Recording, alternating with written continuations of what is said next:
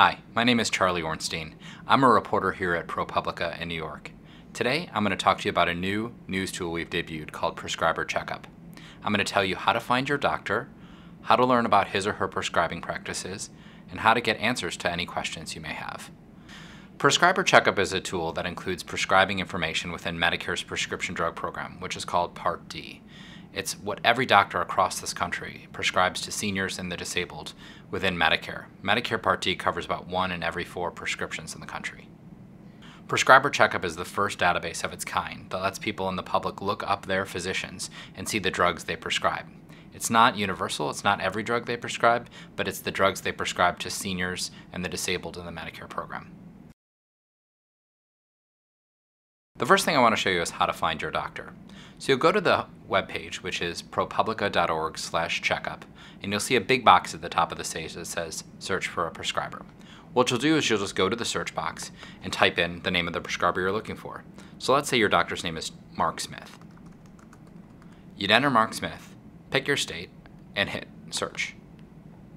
There you'll find a list with anything that includes Mark Smith, anything that includes Mark, and anything that includes Smith. So if you don't spell your doctor's name exactly right, there's still a chance you may pick it up.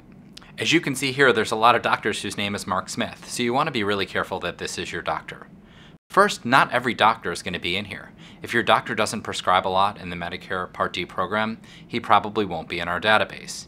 You also want to make sure the address is right, the specialty is right, the state is right, and that this generally corresponds to who your doctor is. It may be easy to confuse a doctor with another doctor if they have a similar name, so really be careful. The second thing we're going to look at is the doctor's prescribing pattern. So once you've settled on that this is indeed your doctor, and you click and arrive at that doctor's homepage, you'll see a lot of information about the doctor. First, there's some at-a-glance information. The number of prescriptions that the doctor made within the Medicare Part D program. Remember, this is just to the elderly and seniors who are covered within Medicare. The total retail price of those prescriptions, the average prescription price, and the number of patients within Medicare Part D who received at least one drug from this doctor in 2010. So that's the information at the top of the page.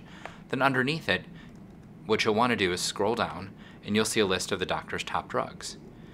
You'll see the number of prescriptions filled, the rank for this doctor, and the rank for all doctors within this specialty in the state.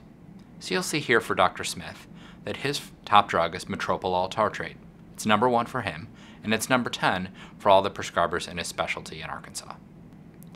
So the reason this table could be helpful is that you can look up the drugs that you're taking or the drugs that your doctor wants to prescribe for you. One question I may have is, does the doctor have a lot of experience prescribing the drug that he's prescribing for me? If not, I'd want to ask some questions about that. But you can also see if the doctor's general prescribing practices are in line with his peers. So for example, if your doctor's number 1 drug is number 37 for doctors in that state, you may want to ask a couple questions about why this doctor is prescribing that drug, if there are less expensive generics that are available for you, or if this is the right doctor for you. If you're looking for some more advanced information, there's other charts on the page that will give you additional information about this doctor's prescribing. For example, the percentage of their patients who get a narcotic painkiller. These can be helpful, but they also can be addictive. The last thing I want to talk to you about is what to do if you have questions. So one thing you can do is look within another database we created called Dollars for Docs, which includes information about the relationships that pharmaceutical companies have with doctors. And we've made a really easy cross between the two databases. If you'll see, there's a search button here that says search this name in Dollars for Docs. By clicking it, you'll be able to search the name in Dollars for Docs and see if any doctors with that name have received payments from pharmaceutical companies for promotional speaking or consulting or research. You may want to ask your doctor what he's done for this money, if in fact he's received the money, and whether it's had an impact on his prescribing practices.